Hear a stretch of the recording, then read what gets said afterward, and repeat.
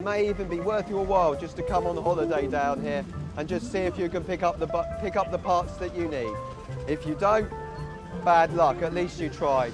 If you do, you can cover the costs of your holiday. This is the sort of adventure that is worthwhile for anyone, any die-hard scooterist, any Vespa owner. Lovely seeing all those old models, the old 52 and the old 53, the good restoration projects, the ones that had already been restored. Absolutely fantastic. Something of interest for absolutely everybody. And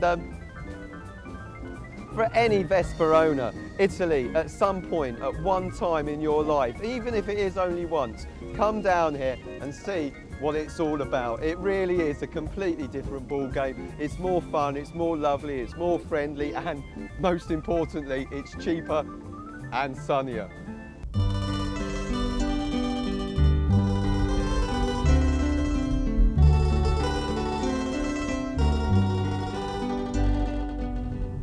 This is really exciting. We're only 5 minutes away from seeing a private collection of an all-right guy, and it just goes to show how passionate people are in this country about their scooters.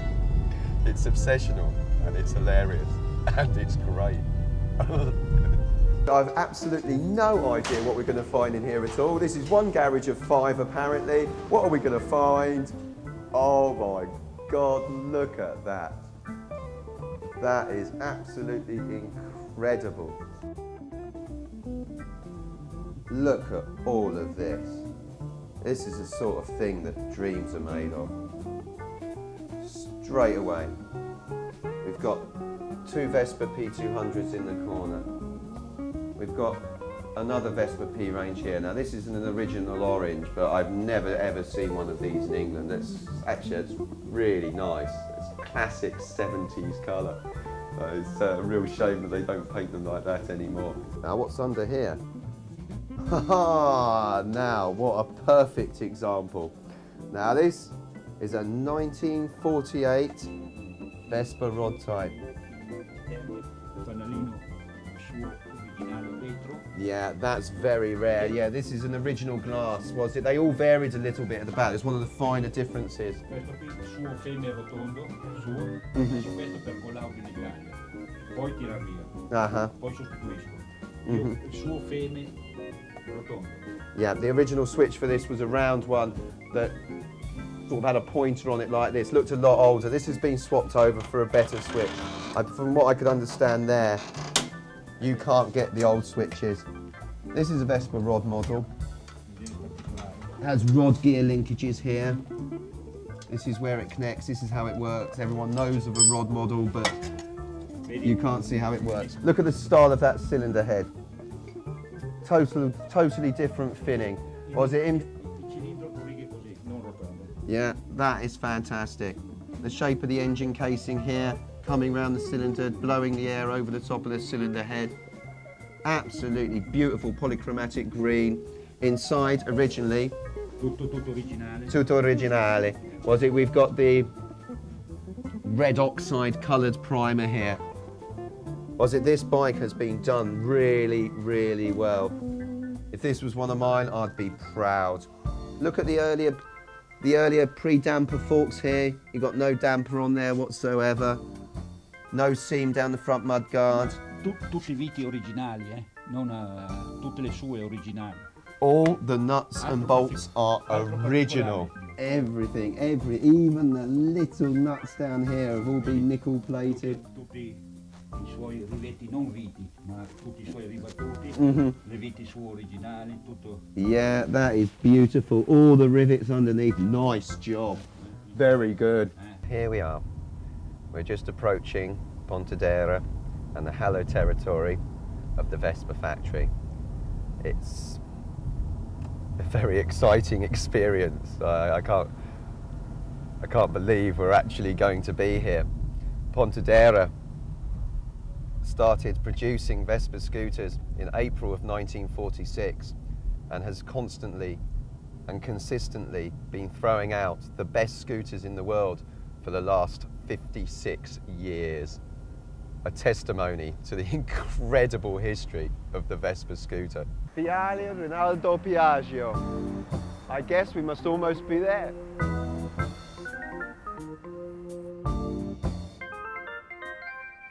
Here I am in Piaggio Street. I have Piaggio behind me. I have Piaggio to my right, to my left, as far as the eye can see. We've got Vespas being loaded up onto trucks now. This is where it all began. This is where it carried on. This is where it is happening now. And goodness knows when it's going to stop. This is really exciting. Let's go.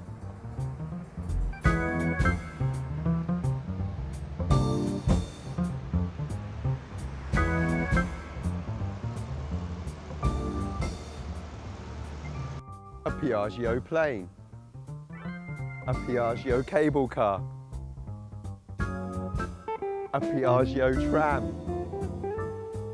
This is amazing. Here we go. I'm really excited and you're going to be excited too. This is the heart of Vespa. This is the Mecca, the temple for everything. There is nothing here that you could want for. Here we have the whole story and it starts right here. The very first prototype, the Paperino, the Donald Duck. Absolutely amazing little machine, a new design. Piaggio was looking for a way of moving away from aircraft design. Aircraft engines were very expensive to build. Nobody really wanted to buy them in the post-war economies. This was the first idea. We notice we've got a bicycle pump here, pressed steel construction. This was Piaggio's baby, the pressed steel construction. This, however, was thrown back, obviously because it did look like Donald Duck and was a particularly ugly machine and didn't handle at all. The job of redesigning was given to an aircraft designer who came up with this. Now, this design was taken on board. This was totally revolutionary. If we look here, we've got the front fork set up. Now, this wasn't really to change too much up until the present day. Refined, certainly, and a lot better. But the whole idea of actually having almost this aircraft landing gear type setup with the wheel that could just be taken off was absolutely fantastic. Air cooling through the side panels here.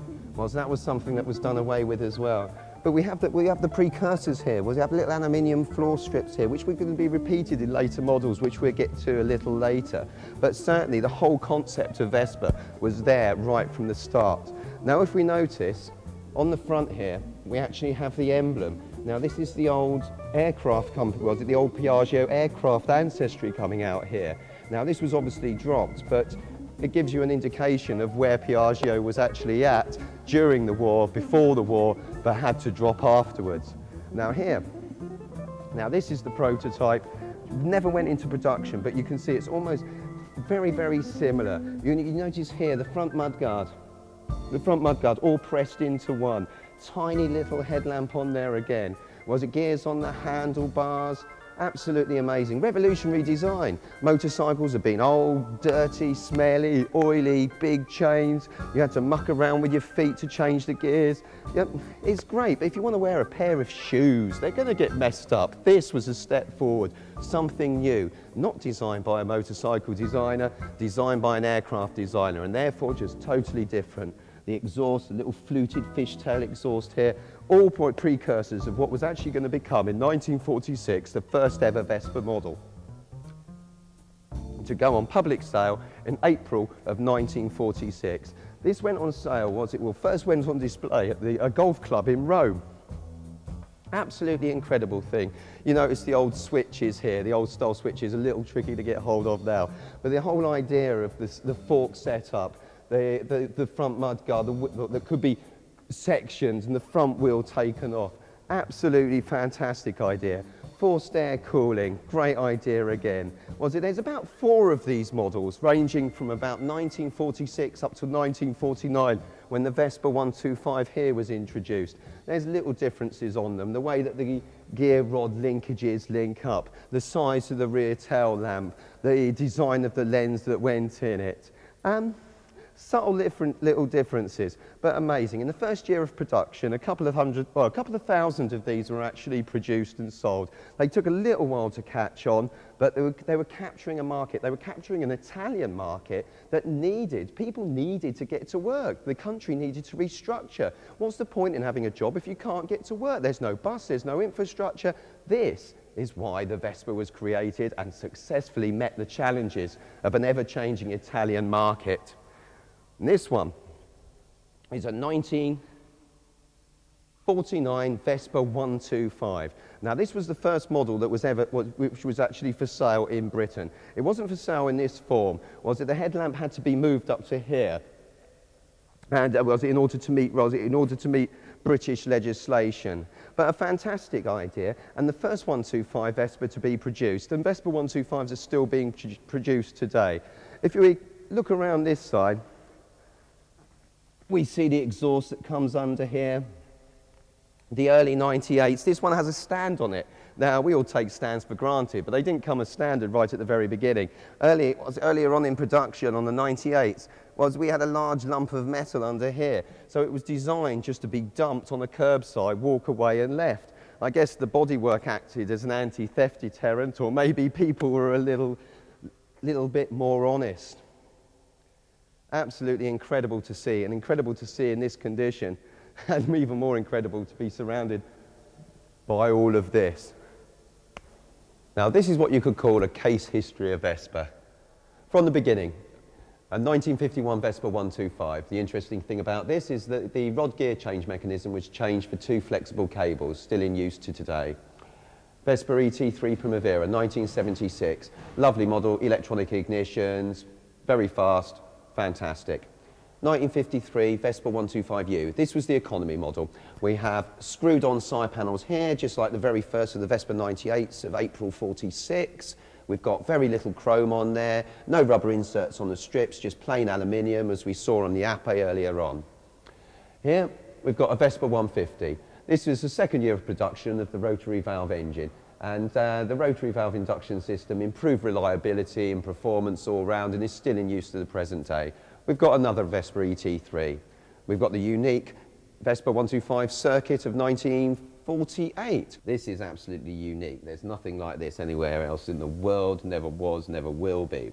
Now, find the refinements that you find here is a completely redesigned front hub.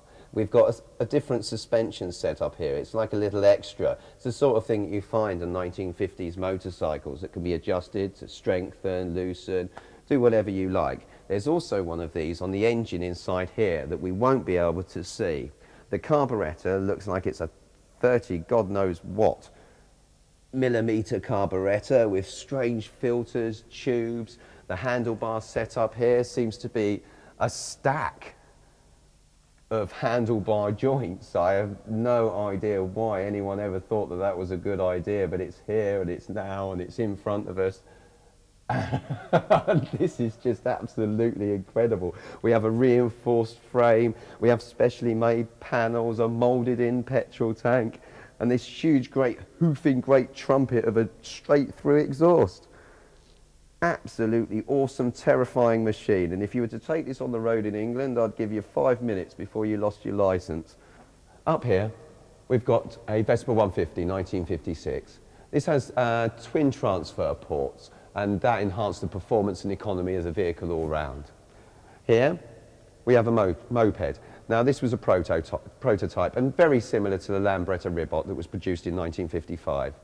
Good standard model. The Vespa 125 1954. Nothing particularly special about that. Vespa 50 Special 1973. Absolutely bog standard model there, very popular, incredible machines. Brought a lot of happiness and a lot of transport to a lot of people. Your Vespa Ciao moped. Things like this are littered all over Italy. This was 125 1958. If we notice on this one, it's got a detachable headset. In England, this was marketed as the 152L2. We have another Vespa moped, another Vespa Ciao here. A Vespa 50S, lovely example. 1963 Vespa 50, the first year of manufacture. Little things to look out for here. It's a smaller side panel. Pretty tricky to find now. Up here, a Vespa 100. Interesting fuel tap mechanism here. Underneath, interestingly, a Vespa Pt2. Now, to meet regulations again, it had to be fitted with pedals in order to be classed as a moped. These are very rare. This is the first one I've ever seen. And underneath, we've got the Vespa spool frame parachute bike, similar to the one produced in the 1950s in France. This was designed to be thrown out of an aircraft on the parachute and be of some use to the soldier once he got to the ground. Here we have a 1951 six-day trialer. Now, in the early 1950s, there was a lot of competition between Lambretta and Vespa. They both wanted to be top dog, and they competed greatly against each other in similar sort of events. Now, this one won 9 gold medals in 1951, an absolutely amazing machine. Well, the differences that you would notice from the standard models at the time would be the addition of a damper.